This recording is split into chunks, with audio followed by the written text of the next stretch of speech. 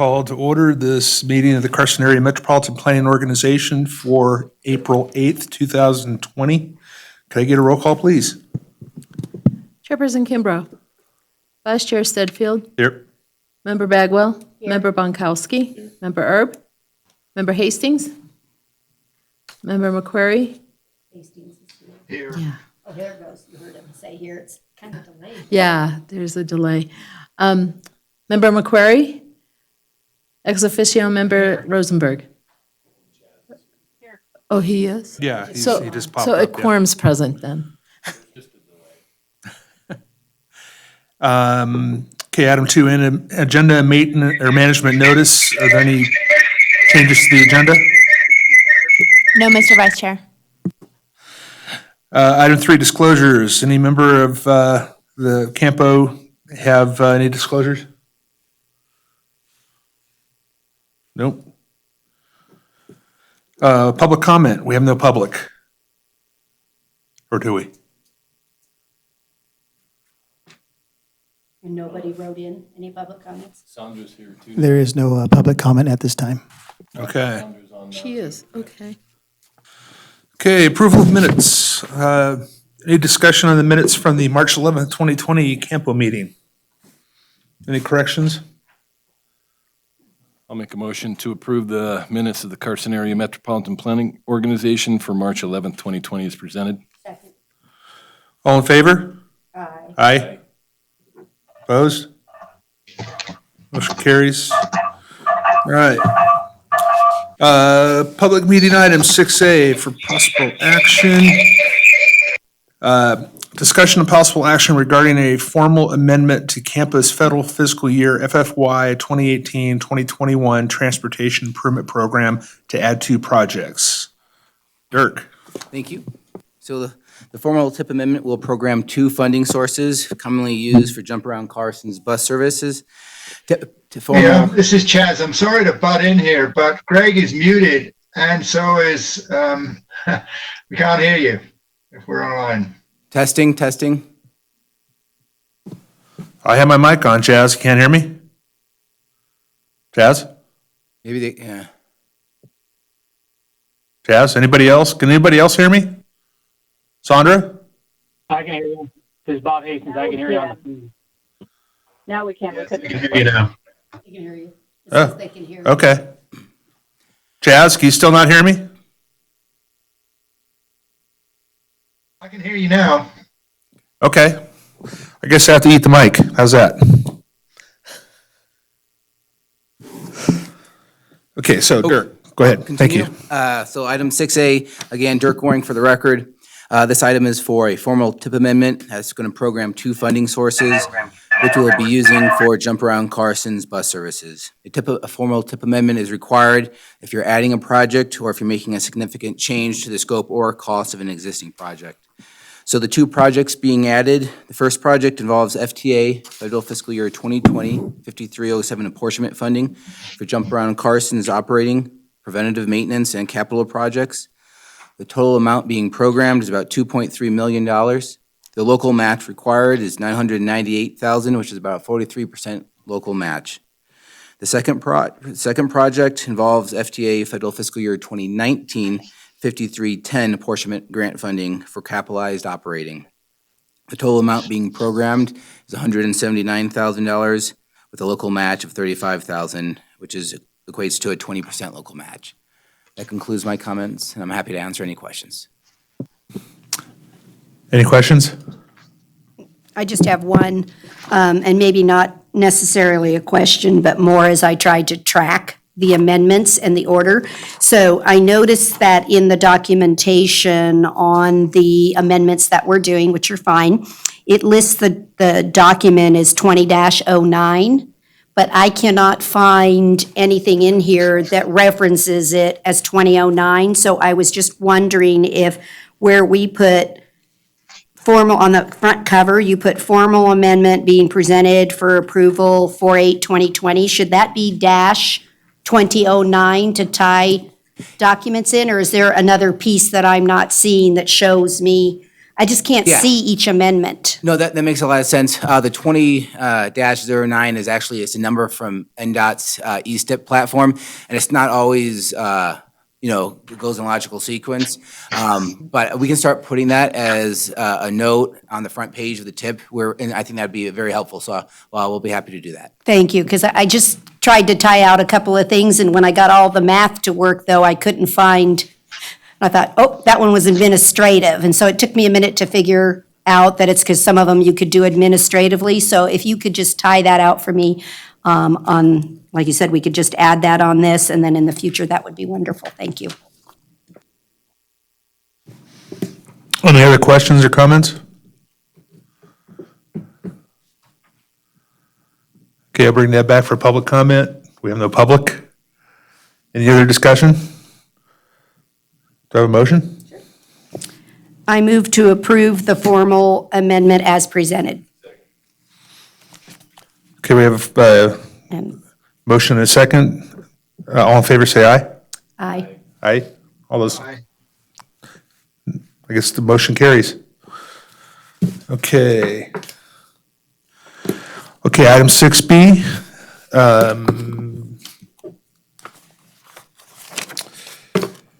Discussion and possible action regarding the submittal of a request to the Nevada Department of Transportation, NDOT, to reclassify South Lampa Lane between Fairview Drive and South Edmonds Drive as a minor collector roadway. Again, Dirk. Thank you, Chair. So yes, the request to reclassify South Lampa Lane is reclassification from a local road to a minor collector roadway. And this is a section of road between Fairview Drive and South Edmonds Drive. Proposals for classifications are typically initiated by the MPO, submitted to the Nevada Department of Transportation, who then does a review and submits a formal application to FHWA. Staff has discussed this reclassification with NDOT, and they are supportive.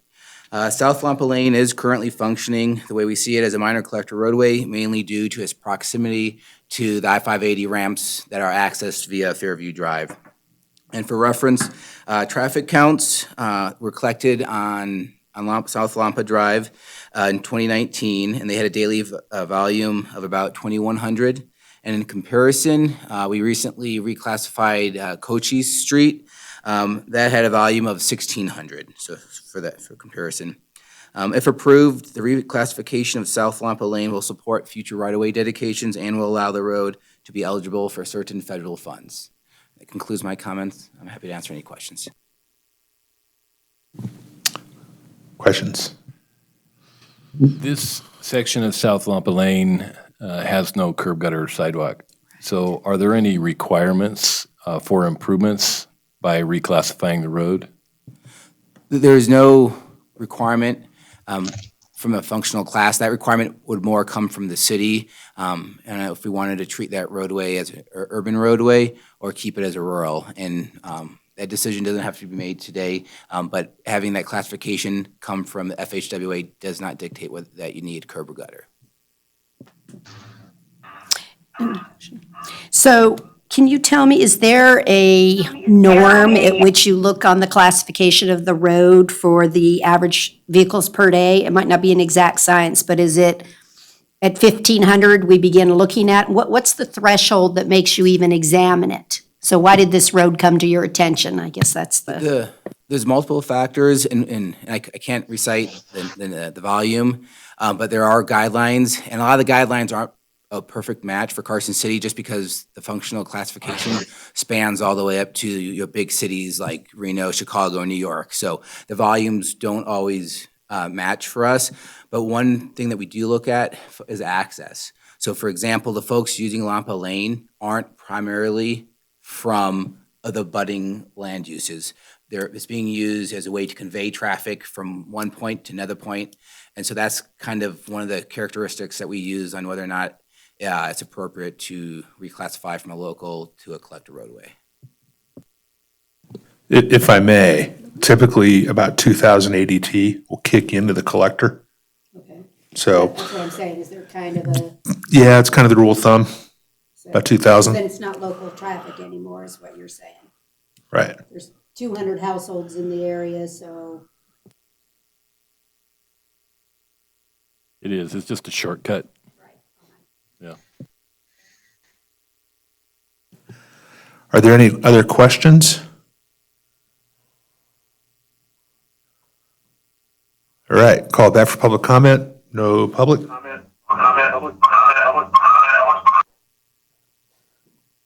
Somebody have a question? No? All right, do I have a motion? I move to approve submitting the reclassification request to the Nevada Department of Transportation as presented. All right, we have a motion and a second. All in favor, say aye. Aye. Aye. Aye. Aye. All opposed, say nay. Motion carries. All right.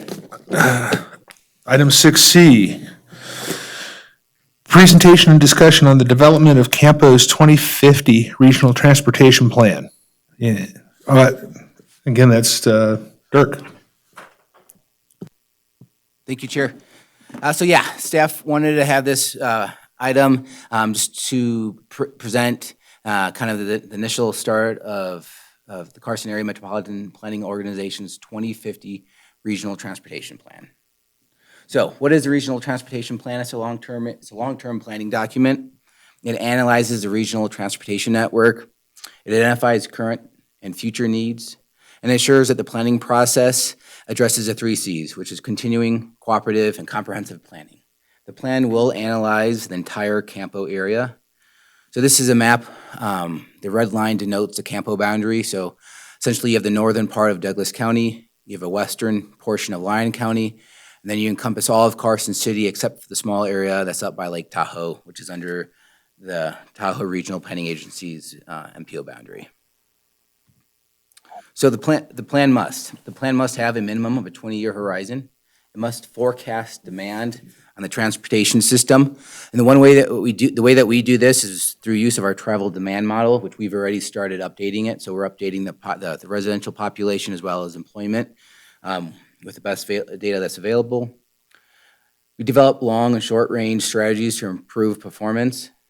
We evaluate transportation facilities that serve national and regional transportation.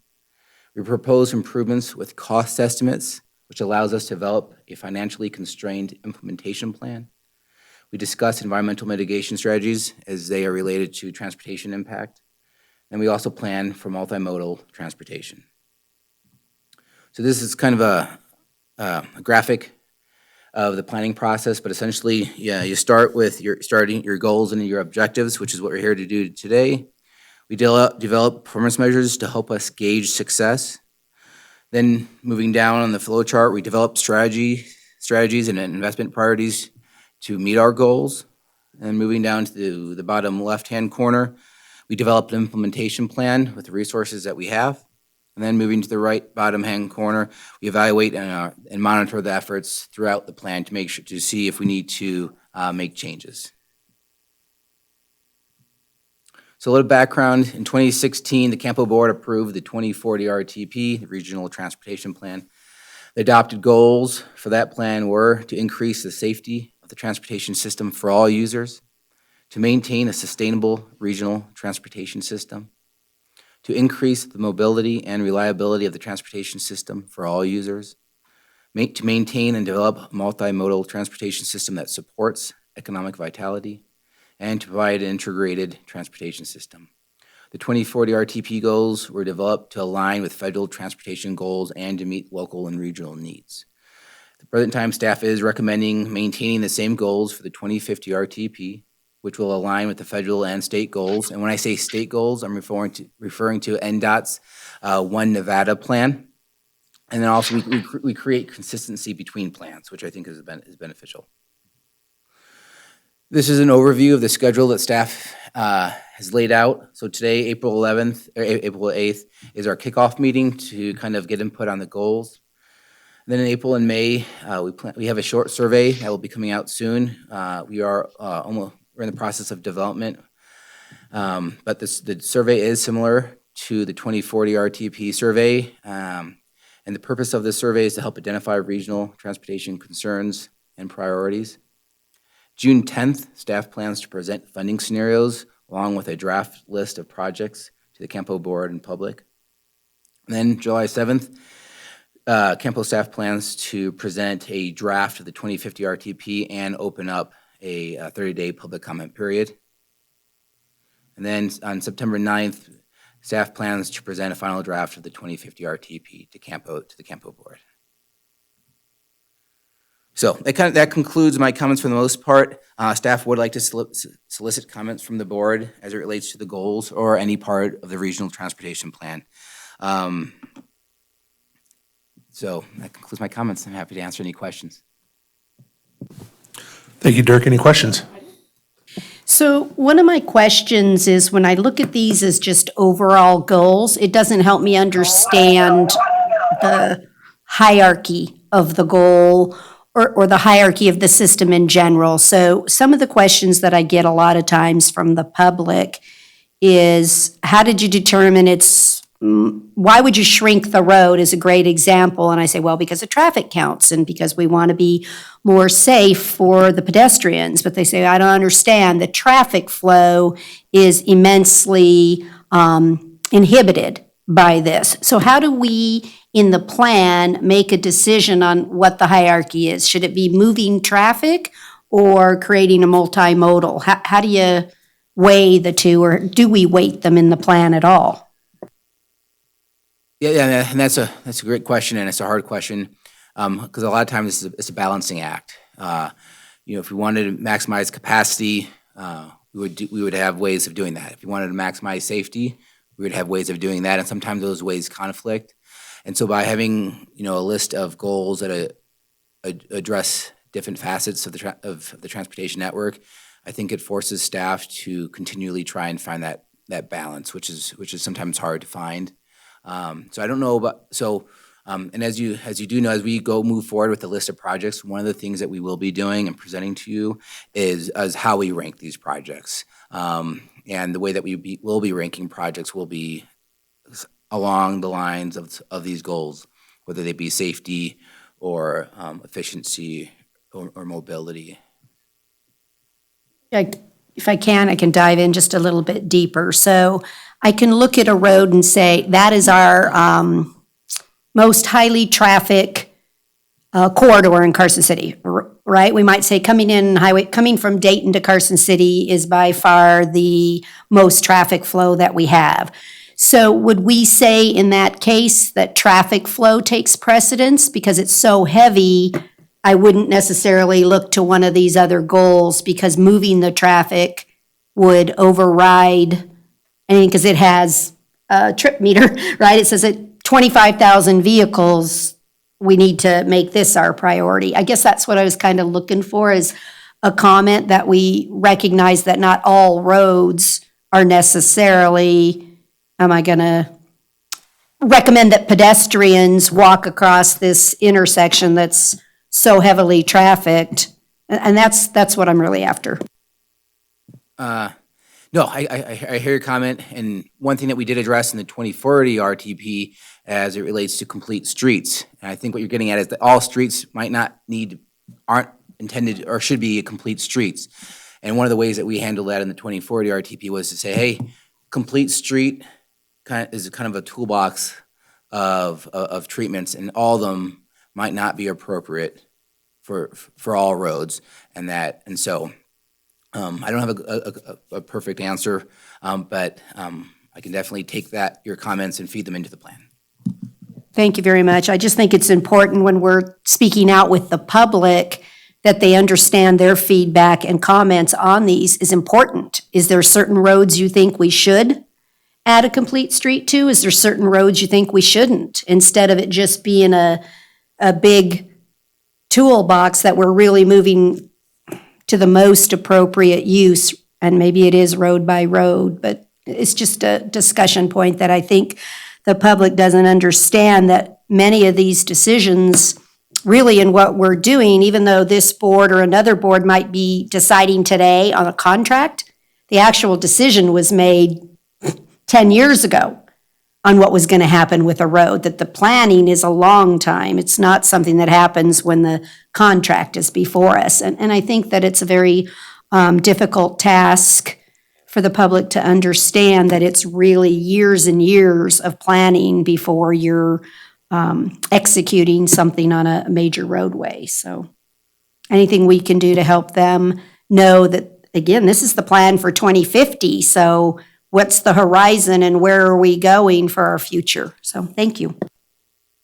If I may just provide an additional comment. The goal for economic vitality, we've heard a lot about that in the transportation world related to, some people ask, well, what does transportation relate to economic vitality?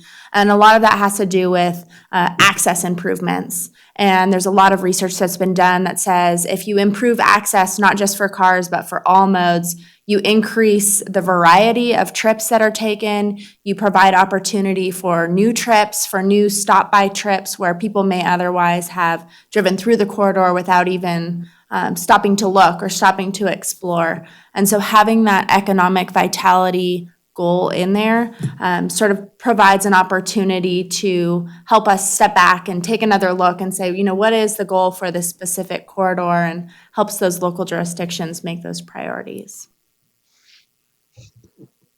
Brad? Dirk, we're now extending the plan out by an additional 10 years. So should we be looking at details like the makeup of the cars that will be on the road, the size of the cars, and by that I mean, do we look at things like economic factors like the price of fuel, and is that going to drive the size of cars back to smaller cars, and the makeup of the cars more towards electric rather than gas? Are those the kind of details that we should be looking at and incorporating into the plan? And is this plan from the 30,000-foot view or the 10,000-foot view, or are we down in the weeds on this plan? So first of all, on funding, staff will be providing more details on the funding. But as you mentioned, it's a long-term horizon, right? So as we all know, the economy is cyclical, and so we try and figure out, try and be conservative. CAMPO, along with MPO and the Washoe RTC, the Southern RTC, TRPA, and the Nevada Department of Transportation, we are all working together, and we're trying to make it sure that we have the same inflation rate and same revenue, and so that we always are kind of have some similarities. And we will dive into that. And one of the things that we've been talking about at the staff level is to provide multiple different scenarios, especially with the COVID-19. We might see there might be a impact to the economy in the first 10 years versus in the long term, 30 years. So we are going to present some scenarios to the CAMPO board for that discussion.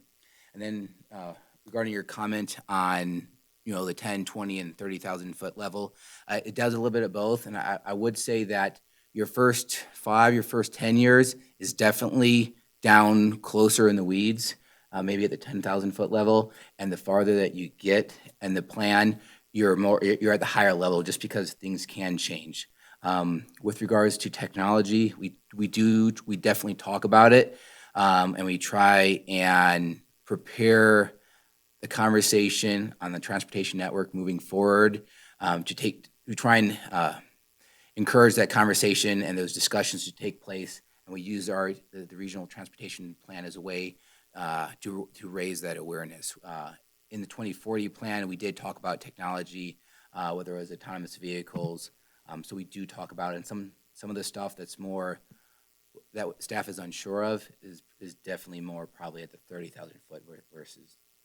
Right, and you got to my next question, which is, and Sandra, if you can jump in on this too, are we looking at a proliferation of autonomous vehicles, self-driving vehicles, and should we be planning our transportation system around that, since that seems to be coming down the line?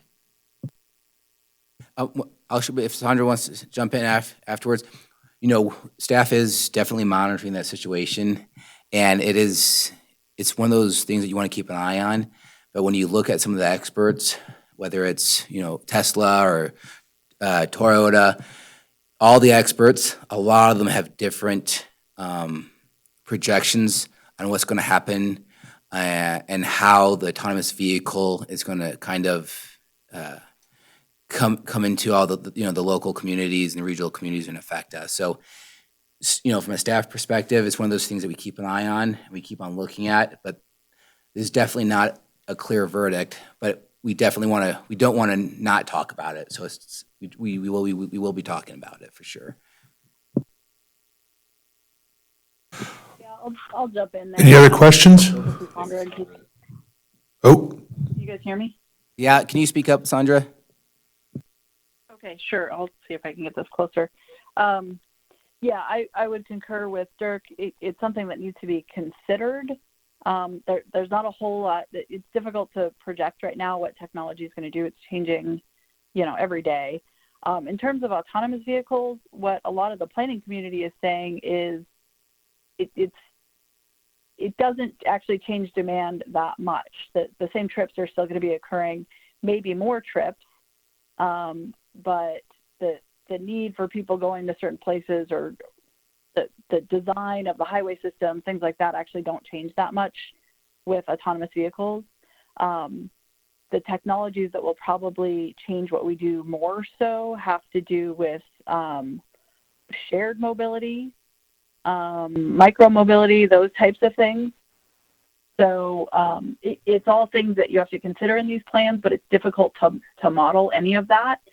So having good, strong goals that the community supports is probably most important, because then you can adjust the weighting of those goals or how those goals are interpreted every time you update this document. So this document is updated at least every 5 years, a whole new plan.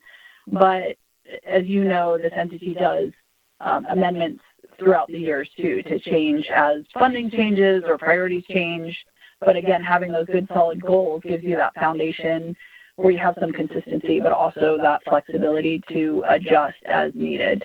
I want to thank you, Dirk, for mentioning the One Nevada plan and that all the MPOs and are working together. We're also sharing best practices in terms of how we're measuring and scoring those goals. There's going to be some differences, but the more consistent we can all look at how we prioritize for our regions or the state is really important, and we have a great working relationship between the state and the MPOs.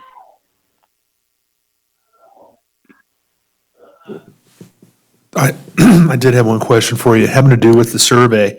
Have you guys developed the survey yet, or are you getting close to it? Or because these surveys are going to be important in developing the 2050 plan, and I'm just curious, are they going to be? I don't want to say how deep are we going to go with getting input from the public? I guess what I'm curious about. It is a high level survey, and we can send out the 2040 survey just to share with the board members. We are close to finalizing the 2050 survey. There are a lot of similar questions. There are a few different questions, but they're quite similar. And the reason why they're similar is because we wanted to help identify trends. If things are changing in the community, if concerns, priorities are changing, it'd be good to know that. And we did see success in 2016 with that survey. We had a good number of participants. So we have a target, as in the number of folks that we're going to be trying to reach, and we're going to be trying to achieve a higher number. So, but we can share that 2041 tomorrow, and then once we get the 2050 finalized, we'll be sharing that with the board members as well. Are there specific questions that any of the board members would be interested in getting answers to? So I think what's more important to me is when I take a survey, so if you just pretend, Lori, are sidewalks important to you? Yes or no? Yes. But if you don't ask me the question, is landscaping important to you, and have me actually rank them. So my question to you in the survey, it's the way in which you ask a question. So should I make the road as safe as possible for pedestrians? Yes. Well, does that mean I don't get as many road lanes? Wait a minute, you didn't ask me the question that way. So that I'm interested in the survey to know whether it leads a person to the answer that you're trying to get. And I guess that's what's important to me, is that I see it as a true ranking, or, what's the most important? Here's 8 choices, and they would go 1, 2, 3.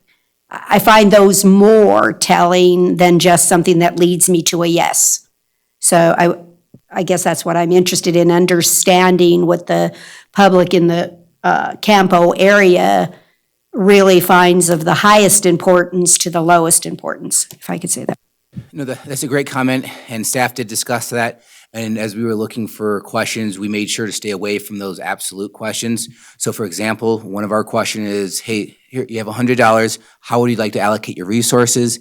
Then we also identified, hey, we asked a question, what are you concerned with, or what kind of priorities do you have? And then we provide a list of options. And then instead of having a yes or no, it's yes, extremely, or slightly type of answer. So that was our goal, to make sure that we understand how folks balance all of it. Because as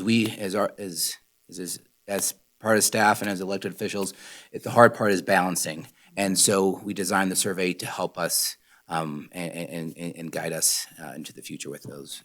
And I think the other thing I look at of concern is that, and it's a more difficult one to get to, is to make sure I got a cross-section of respondents.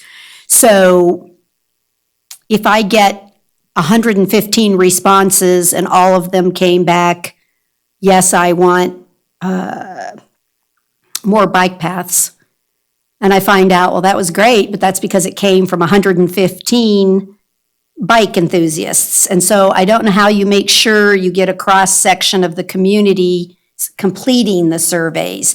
So how we get the message out there to, like you said, how do I get from all modes of transportation, and everybody that's actually completing the survey would be of interest to me as to how we message that to get more respondents. A question as well on the survey questions going out on the new survey. How do you decide which questions, which subjects are pertinent? So in other words, what I'm trying to get to, not very well, is I don't know that we want to be asking questions where the information that we get back in the answers is not relevant to us. And an example of that would be if we ask a lot of specific questions about the jack operations. Well, a lot of that is dictated by the regulations that we have to follow either at a state or national level. So we don't need to ask a lot of questions about that because that's set in stone. If we ask questions about that, we're setting ourselves up for failure because now we're getting public input and we're pretending that the public's input is going to change things when it's not. So how do we look at these questions and make sure that the answers that we get back are going to be pertinent and usable for us? The primary goal of the survey and why we're doing it at this early stage of plan development really has to do with Supervisor Bagwell's comment or question at the beginning of this item, which was, how do we prioritize projects across the goals? And I would piggyback on that to say, and how does each local jurisdiction prioritize their projects, right? Because CAMPO doesn't implement projects. CAMPO is sort of a warehouse for those 3 local jurisdictions. So the survey questions really are aimed at understanding the public's priorities for how they would spend money, how they want CAMPO to plan, what's important for CAMPO. And then there are questions in the survey related to demographics, including home zip code, which will help staff analyze that data and provide feedback to the 3 local jurisdictions on what's important to their specific citizens and residents, as well as we also ask work zip code. So there may be a resident of Dayton that works in Carson, and it still may be important for Carson to understand that person's priorities because they travel on Carson's roads. So it's staff's intent to analyze the data in such a way that we can better inform the project list and bring the results of the survey and the draft project list to CAMPO for that kind of good discussion in June. Dirk, I have kind of a 2-part question. One is, How many respondents did we get with the last survey? And how are we going to deploy the survey? I want to say if my memory is correct, we had about 125 folks that responded. And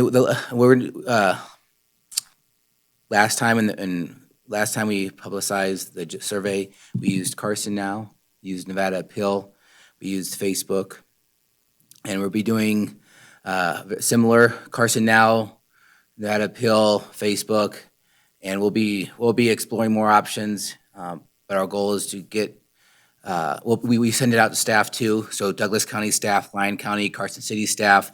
If we have businesses that we've been working with or that we know, we send it out, and we really tap all of our resources to try and send it out. Definitely, absolutely.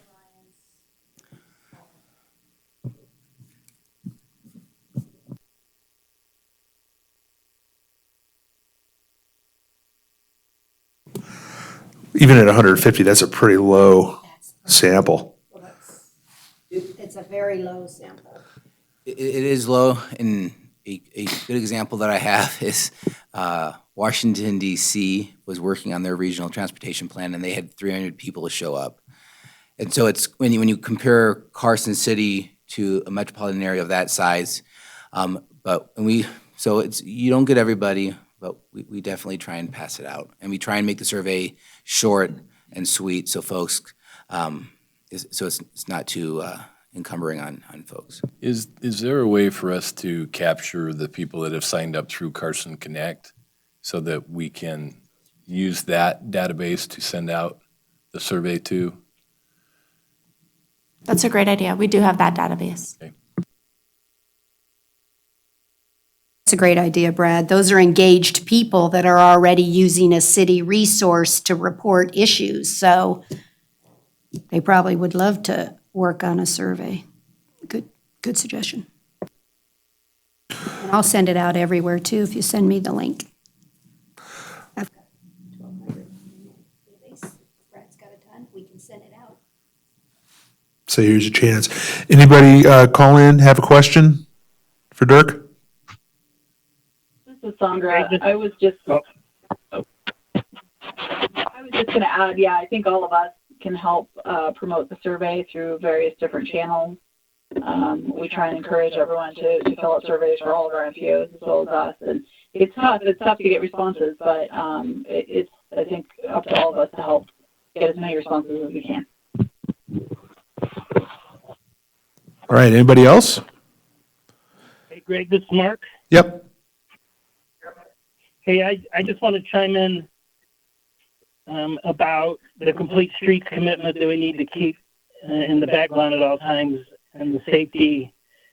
And there's a history of when you build these the highways with more lanes, there's actually more accidents and higher speeds. So a lot of times now the traffic is being narrowed lanes, less lanes, and bicycle pedestrian facilities, and it slows people down and it makes the whole community safer. So I don't want to lose that. And then I want to tell you that I was involved with a couple of surveys in Reno from the Truckee Meadows Regional Planning Agency. And there was a software company that had a survey that was more interactive and has better responses that I thought maybe you guys could at least call them and look at that before you send the survey out, and see if you might think of the method they used with that was very successful, gathering people with comments because it was interactive and people felt more involved with the process. So just my comments. Thank you.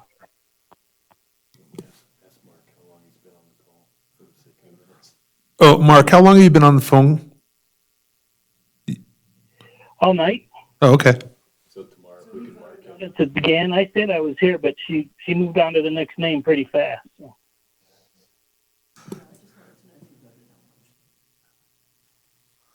Right. Oh, on this? No. Been in since the beginning of the meeting? Yeah. Yes. Yeah. Okay, so since we have no public, any other comments on this item? It's information only. Sorry, this is Sandra again. Just one more thing. Back to the conversation about the goals and concerns about how those weigh against each other. I know our process, what we're trying to work through is not necessarily prioritize one over the other, but look for those suite of projects that help all of those goals. And also that this survey is to help identify those goals for this update. The ones that Dirk mentioned were the goals for the 2040 plan. I wouldn't anticipate they change a whole lot, but this next month is the opportunity for the public to weigh in on any changes to those goals for the update. So I wanted to make sure that was clear. Okay, thank you. I guess at this point, we'll move on to item 6D.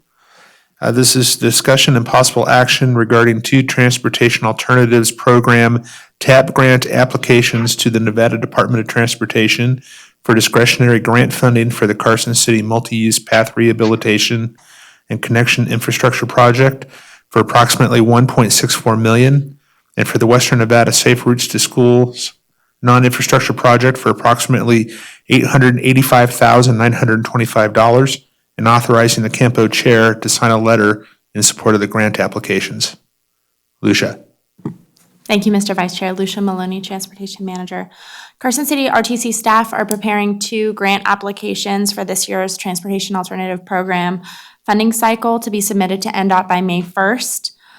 The 2 projects are the Carson City Multi-Use Path Rehabilitation and Connection Infrastructure Project, as well as the Western Nevada Safe Routes to School Non-Infrastructure Project. The infrastructure project is to construct a linear ditch multi-use path extension from Roop Street to South Carson Street and to provide rehabilitation comprehensively to Carson City's multi-use path network. The second grant application for the non-infrastructure is requesting to continue the Western Nevada Safe Routes to School program with a 5% in-kind local match. The current Western Nevada Safe Routes to School program is funded through September 30th, 2020. There is no fiscal impact of this item, but staff are requesting that CAMPO support the grant applications and authorize the vice chair to sign a letter of support tonight for those applications. Thank you. Thank you. Are there any questions? This is Chaz. Can you hear me? Yes. Okay. So, Lucia, I have a question. This extends the path from Roop Street sort of south to Evelyn and then west to South Carson Street, which I think is great, but a more used connection, currently anyway, is down South Roop Street and then turning onto the path to head east. And as we know, that particular bend is really hazardous. I would strongly encourage the staff look into extending the path north to Little Lane on the east side of Roop Street, because a lot of bike traffic and some pedestrian traffic uses, well, pedestrians are easy because they can cross to the east side of Roop Street at the light at Little Lane, and then they can go down the sidewalk. Bike traffic has to make that hazardous crossing, and if they could get on the path at Little Lane, they would not have to make that hazardous crossing. That was one comment. And then the other comment I have is, what sort of crossing is proposed at Evelyn Drive of Roop Street? I'm hoping it's a rapid flashing beacon that's PED activated, because crossing there is going to be hazardous also.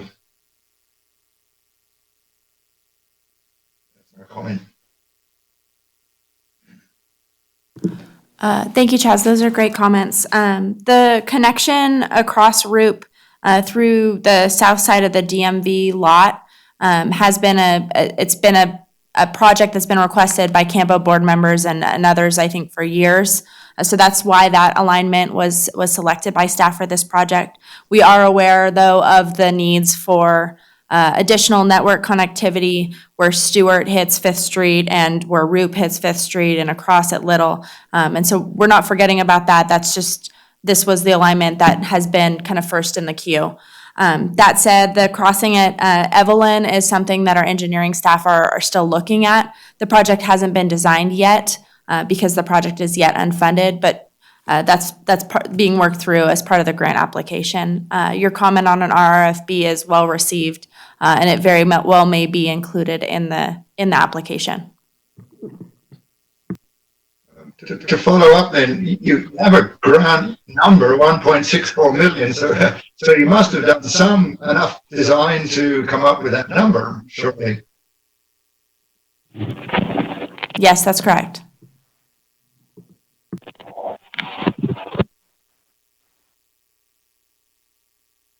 I would add that staff are still finalizing the grant application. We still have about 3 weeks until the applications are due. And so those numbers are approximate. The budget estimates are approximate at this time.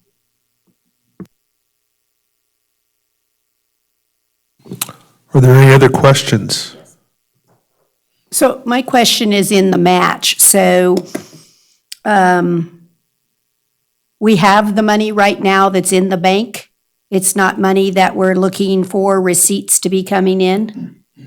Because I think we're going to see fewer dollars in all budget areas over this next thing. So before I feel comfortable authorizing it, it's cash we actually have in the bank right now for projects. It's not, we're not going to have to be scaling down because we don't actually have the revenues. So this agenda item is just the letter of support. The RTC item later tonight will discuss a little bit more of the match. The match, if approved by NDOT, staff would bring the item back for acceptance of the grant to RTC, who would accept that grant award and budget the match at that time. It's anticipated that match would be budgeted out of the federal fiscal year 21 budget. So it's not in the bank currently. It would have to be budgeted in that future fiscal year. I really just give the question for consideration because even though it's just CAMPO supporting a letter, I don't want to be going after grants or submitting grants if I don't really believe I have the wherewithal to accept it. Because it's a lot of work for committees to do, to award grants and contracts. And so I'm more or less looking for, these are small ones. I was seeing that 82,000, and the other one I was very comfortable with because it's in kind, so I don't have a problem with that one. But this one's, you're saying, is only 82,000.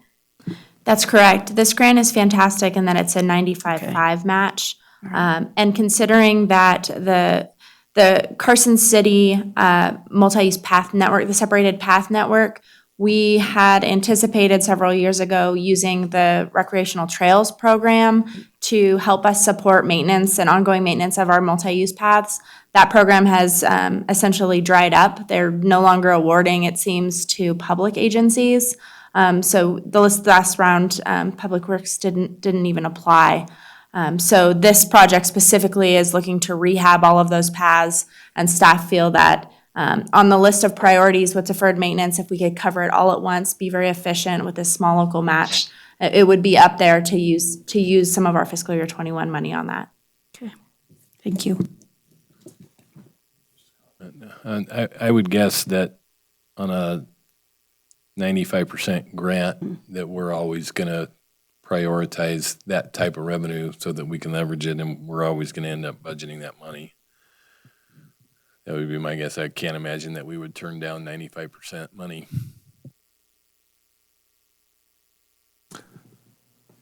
Any other questions? Not seeing any. Call for the public comment. There's no public, so I'll bring it back. Do I have a motion? Sure. I move to support the grant applications and to authorize the vice chair to sign a letter of support as presented. I have a motion and a second. All those in favor say aye. Aye. Aye. All those not in favor say nay. Motion carries.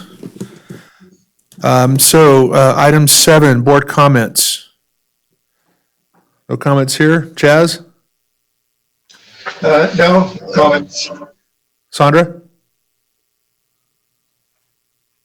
Thank you for making accommodations during this unusual time. We're working through all of this, working from home and virtual connectivity. It's nice to see you all remotely.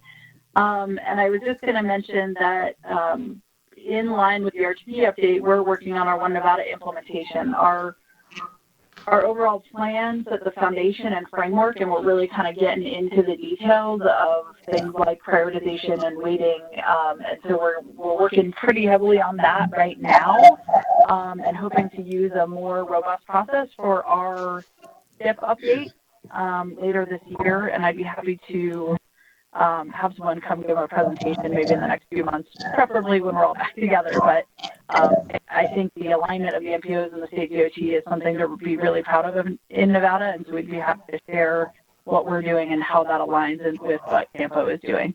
So thank you. Mark, you have anything? Nope, thank you. John? Yeah, I was getting to Bob. Bob, you have anything? Nope, I'm good, thank you.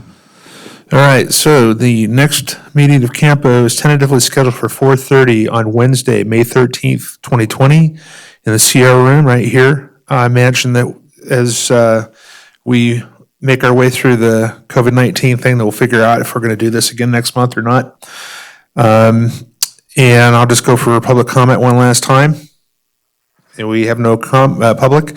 So item 10, adjournment. Do I have a motion? So moved. Thank you. To the RTC members, unless somebody requests a break, my preference would be to move right into the meeting. Fine with me. Okay. I can chair the meeting from my seat here. So I will call to order this meeting of the Carson City Regional Transportation Commission. Today is April 8th, 2020. It is 5:24 p.m. Can we have a roll call, please, Tamar? Chair Bankowski, Here. Vice Chair Kimbrough. Here. I know you're here. Yeah. Member Sedfield, Here. Member Bagwell. Here. Member McQuarrie. Here. I know you're here. Yeah, okay. A quorum's present. All right, we have a quorum. Thank you. Agenda management notice. No changes, Mr. Chair. Any changes from any of the board members, commission members? Hearing none, we'll move on to item number 3, disclosures. Any members of the RTC board that have any disclosures tonight? No. Hearing none, we'll move on to agenda item 4, our first public comment. There are no members of the public here. I don't see any call-in commenters. That is So- correct, there is no public comment. Thank you. So we move on to agenda item 5, approval of the minutes. Do we have a motion for the minutes? I move to approve the minutes of March 11, 2020 as presented. Second. We have a motion and a second. Any discussion? Hearing no discussion, all in favor say aye. Aye. Aye. Any opposed say nay. Motion passes unanimously. We're now on public meeting items. Item 6A for possible action, discussion and possible action regarding the Carson City 2020 Americans with Disabilities Act transition plan for pedestrian facilities in the public right-of-way. Lucia. Thank you, Mr. Chair. Staff presented the draft Carson City 2020 ADA transition plan last month, so I won't go into too much detail. I will say that the 2020 ADA transition plan is required by Title II of the Americans with Disabilities Act of 1990 and pertains to pedestrian facilities in the right-of-way, which includes sidewalks, curb ramps, pedestrian crossings, transit stops, paved shared use paths, and pedestrian activated signals. This document ensures reasonable access is provided and maintained within the public right-of-way for persons with disabilities. Title II requires that the transition plan include 1, the official responsible for implementing the plan, 2, an inventory of accessibility barriers, 3, the methods used to make those facilities accessible, and 4, a schedule demonstrating a strong commitment to eliminate the inventory of barriers. The best place to concisely review that those requirements are being met with this plan starts on packet page number 14 within the executive summary of the plan. I will say that the schedule to implement and remove these barriers is primarily limited by available revenue, as you know. An 8th-page ad was placed in the Nevada Appeal and the Record Courier on February 29th, and the draft report has been posted for at least the last month on CAMPO's website. Staff also presented the draft plan, as I mentioned, to the CAMPO board on March 11th for public comment. No additional public comment was received. CAMPO did fund this plan on behalf of Carson City, and the information on the fiscal impact associated to CAMPO is provided in the staff report. The presentation is brief, but please let me note that development of the plan is several years and hundreds of hours of staff time in the making. Development of this plan really took us from pen and paper and handwritten maps of the late 80s up to fully digitizing our inventory, and that was primarily due to the hard work and dedication of Dirk. So I do want to publicly give him credit and thank him for his perseverance on this. The rest of the team wasn't always so willing to come along, but he brought us along dragging, and this was truly a labor of love. So with that, staff are available to answer questions and appreciate your time with this item. Thank you. Mark and Chaz, any questions? I don't. Mark? I lost the mute button. I'm fine with that. Thank you. Great. Lori, Greg? We'll start with Lori. So just in general, thank you for a great job on this, you guys. I think it's vastly important, and when I look at it, I find it most interesting when I look at the performance districts and see the red dots as our missing curbs and things like that. So my question becomes, is this going to become potentially one of the components we use to determine the projects when we're in a performance district? You know, is this going to be one of those hierarchy or decision points that we use to say, hey, let's select road X because it also needs help, but we also could tick off 14 ramps? And I know that in the past, the ramps have made it really expensive for us, but is this some way that we can marry all of these together to be making the right decision on which roads to fix? That's correct. And when staff have been doing the project selection the last couple of years by district, we have been looking at the preliminary 2015 ADA transition plan already, which had some intersections and some transit stops primarily. This plan is used for city projects, but we also use it as staff when we're looking at external funding sources like CDBG. We look at it when we're thinking about bus stop improvements for transit and how we can maybe extend those and include some extra curb ramps. We're looking at it for the Safe Routes to School program and how we can improve accessibility near schools and get those ramps in. So it really becomes kind of a holistic planning tool to overlap those priorities and get them in however we can. I'd like to say we also should be looking at redevelopment, right? So every single one of these, when we're using dollars for improvements, because I know in redevelopment, we just indicated that, you know, we're doing some of those side streets and projects and sidewalks and utility extensions, but I would like you to marry this in. I think it's just so important that everything we do in the city, it can dovetail and grab any other plan that we have, right? So that they're all coming together and we don't ignore one plan over another. So we usually put, I don't know, a couple $100,000 potentially, and sidewalk money might be able to come through redevelopment too. That's so. a fantastic suggestion, and I should have mentioned, we also use this, and now that it's digital, when our community development department is getting permits and things like that, and they use this information as well, and they can quickly pull it and say, oh yeah, we needed those ramps as well, and that's right in front of your parcel, so they can remember to put that in the conditions as well.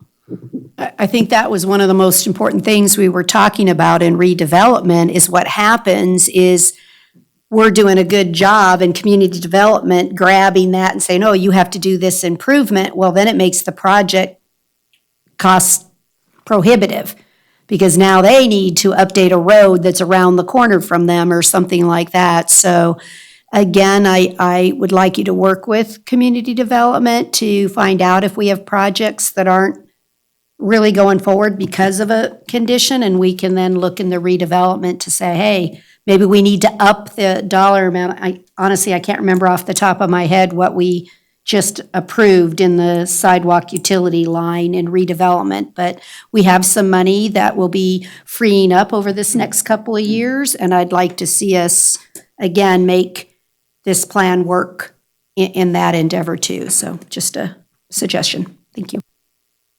Real quick one. So in our last meeting, we talked about complete streets, and not every street has to be complete.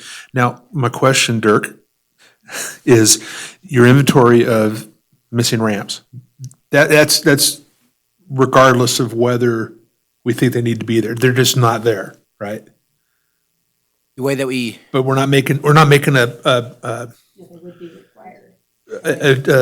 assessment of whether it should be there. It's just that it is either is or isn't, right? well, the way that we moved forward with this plan, which was slightly different than the one in 2015, was we used a 2019 aerial, and we found out where we had existing sidewalk, and we could easily tell that we didn't have ramps, especially if we didn't have truncated domes, which stand out, and sometimes we would have to do site visits to confirm.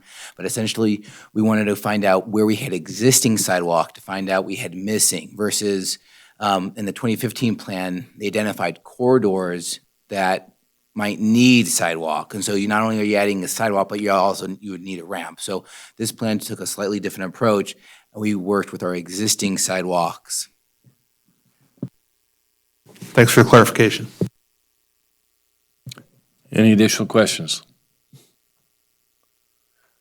All right, I'll open this up for public comment, and I don't see anybody on the line, so I will bring this back to the commission and entertain a motion. I move to approve the Carson City 2020 Americans with Disabilities Act Transition Plan for pedestrian facilities in the public right-of-way as presented. Second. We have a motion and a second. Any discussion? Hearing none, all those in favor say aye. Aye. Aye. Any opposed say nay. All right, passes unanimously. We are now on agenda item 6B for possible action, discussion and possible action regarding 2 Transportation Alternatives Program TAP grant applications to the Nevada Department of Transportation for discretionary grant funding for the Carson City Multi-Use Path Rehabilitation and Connection Infrastructure Project for approximately $1.64 million, and for the Western Nevada Safe Routes to Schools non-infrastructure project for approximately $885,925. Also yours, Lucia. Thank you, Mr. Chair. A couple additional comments to cover what was not covered at the CAMPO item earlier this evening. One, I did mention that the budgets are still being finalized. Some components of the design that are still being finalized are that crossing at Evelyn.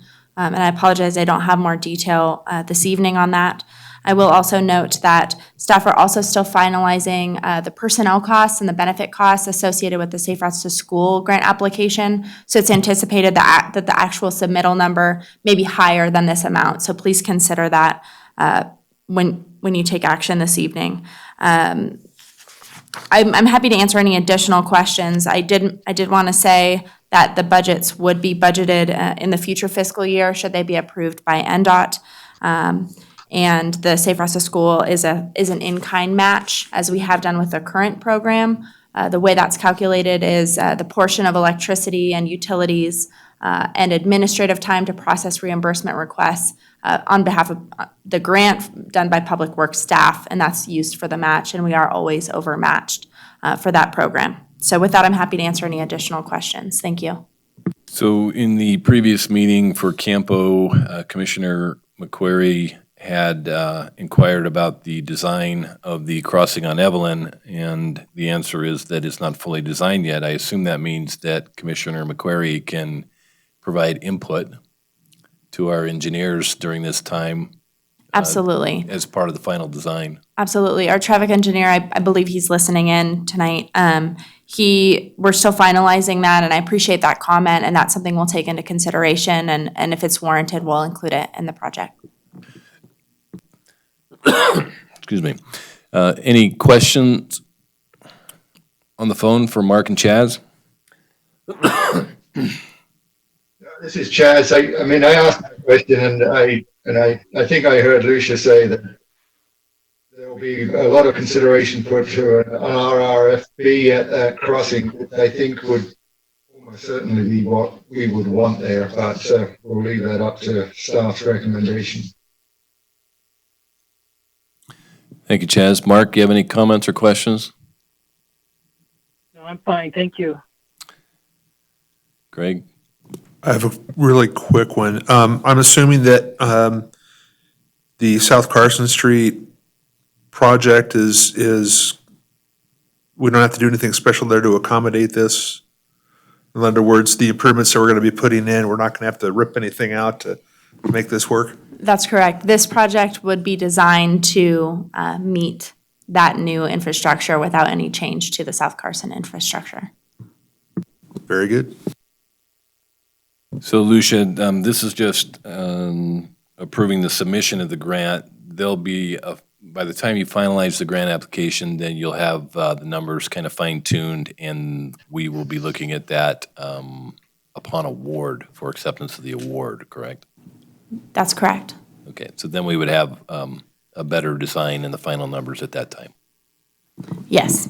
Okay. All right, if there's no further questions or comments from the commissioners, then I would bring this back to the commission and entertain a motion. Let me take a stab at the motion because I want to actually cover it a little different. I move to approve the submission of a grant application for the linear ditch multi-use path extension from Root Street to South Carson Street and to provide rehabilitation to Carson City's multi-use path network as determined by staff, and a application for grant application, for Western Nevada Safe Routes to School program for federal fiscal years 2021 through 2024 as determined by staff. Second? We have a motion and a second. Is there any discussion?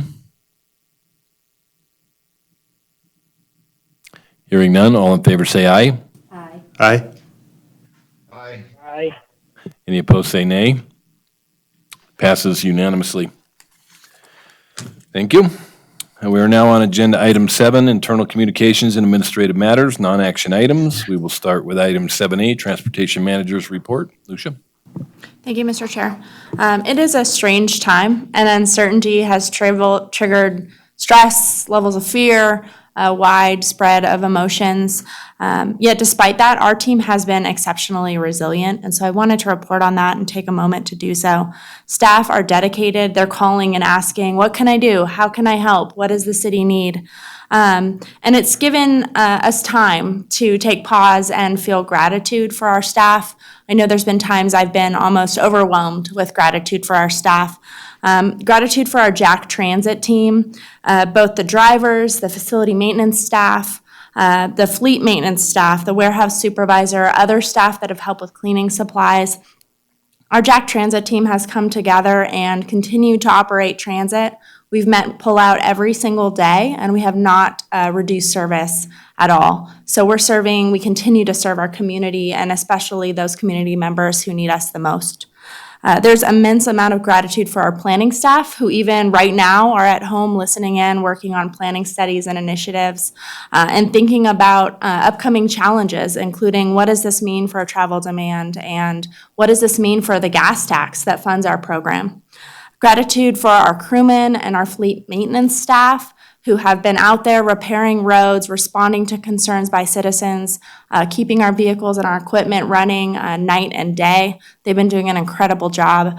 Gratitude for our engineers and our construction team and their relentless pursuit to get the South Carson project and our other projects continuing to move forward and implemented on budget and within schedule. And gratitude for city leadership and our board members here today. Despite what's going on in personal lives, everyone has stepped up to the plate. No one has answers, but we're coming together and we're figuring it out, and we're doing a really good job. So I'm just very filled with gratitude for the city and how we've responded. So the transportation staff will continue to provide our services. If you members of the board or public have any questions or comments about what's going on, please don't hesitate to reach out and contact us. That concludes my comments. Well stated. Any questions? You know, if you would for me, I've had a lot of questions out from constituents trying to understand why is the jack service essential? And because obviously that is 10 or more people in a congregated area. So can you answer the question is why are we continuing to run the jack bus? Thank you. Absolutely. There are members of the public that do not have private vehicles that are still working, that have jobs that are considered essential. Medical professionals, public works professionals, professionals in all sorts of industries that are still working and taking the bus every day. We have seen a reduction in our fixed route ridership. In late February, our daily fixed route ridership was around 800 passengers per day. As of yesterday, the reports I get from my daily reports, we have about 350 passengers per day on the fixed route. Demand for paratransit, our dial-a-ride door-to-door service, has reduced substantially as some of those trips, the demand has just reduced. However, we are still operating and meeting all the demand that there is for that service. We have implemented safety protocols, so we're loading our passengers on the fixed route where we can in the big buses from the rear door and promoting distancing from our drivers. We have moved to free fares as long as we can to make it so that there's distance and those passengers don't need to go up to the fare box right next to the drivers. And staff are working with the FTA on the CARES Act apportionment for federal response to support local organizations. I don't have an update on that here today, but I can tell you that Carson City was apportioned $3.7 million under the CARES Act for transit, and we're working through what that means, how we can make that work, and what we can receive for that. So I hope to have an update on that at the next meeting, if not before. $3.7 million more dollars for transit? That's correct. Okay, I just want to make sure it was more. It's Okay. $3.7 million, new dollars to us at 100% federal share. That's pretty. Any additional questions or comments for Lucia? Hearing none, we will move on to agenda item 7B, Street Operations Activity Report. Thank you, Mr. Chair. I'm not going to go into detail on the report tonight, though I can tell you that the streets crews are still out there. I've heard reports that with citizens making less trips, there's less complaints or inquiries, if you will, and so it's given the crews a little bit of an opportunity to work on our backlog of things like potholes, shouldering, linear ditch cleanouts, and so they've been out there working full-time and doing a really good job. You can see on this report, which was February of 2020, they did a lot of tree care treatment, and we'll start to see more of that as we go into the spring. So I'm happy to answer any questions that you have on this item. Thank you. Does anybody have any questions or comments for Lucia? Go ahead, Lori. Everyone. Oh, okay. I thought you said you had a question. Okay, seeing no questions, we will move on to item 7C, Project Status Report. Dirk? Thank you, Chair. So I'll go through the list of projects. South Carson Street, construction is continuing. Work on the water line, sewer line, storm drain, and concrete improvements are moving forward. Dirk, if I can interrupt you for just a second. When you go through these projects, there seems to be some, I don't know that it's accurate between A and K and S and C on some of these projects, who the contractor is. In other words, on the freeway multi-use path to Colorado, is that S and C or is it A and K? I don't have the right answer, but I can get back to you on that one. Okay, and then on that one, and then also on the Fairview Drive Rehabilitation Project, I believe that one is S and C. S and C, Fairview's S&C. which is also S and C is doing South Carson Correct. and not A and K. It says it's A and K in here. Gotcha. So I just want to make sure that you. we go through these and make sure that we have the right contractors on the right Okay. ones. No, thank you. Yeah, good catch. More information is available on South Carson Street through the Carson Pride website. Moving on to the freeway multi-use path to Colorado. Construction work is anticipated to start in May. Freeway multi-use path to the Edmond Sports Complex, currently in design.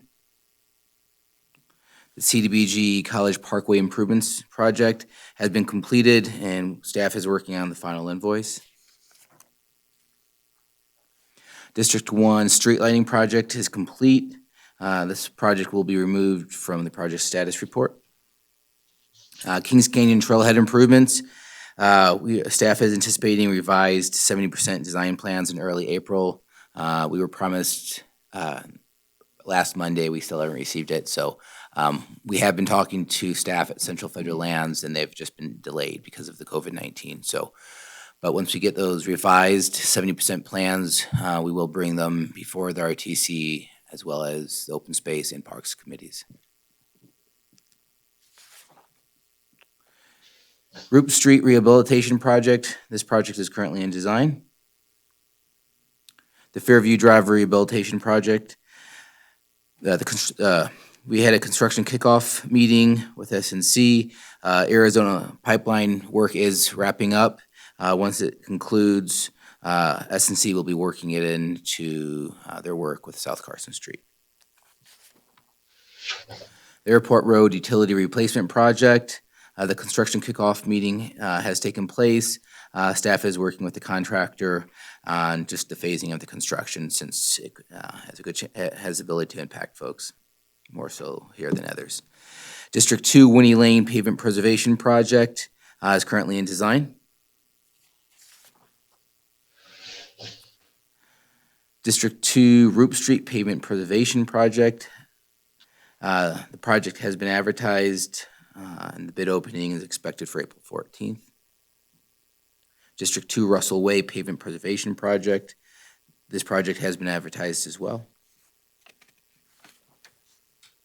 District 2 Solomon Road Pavement Preservation. This project has been wrapped into the Russell Way project, so the construction project is being advertised.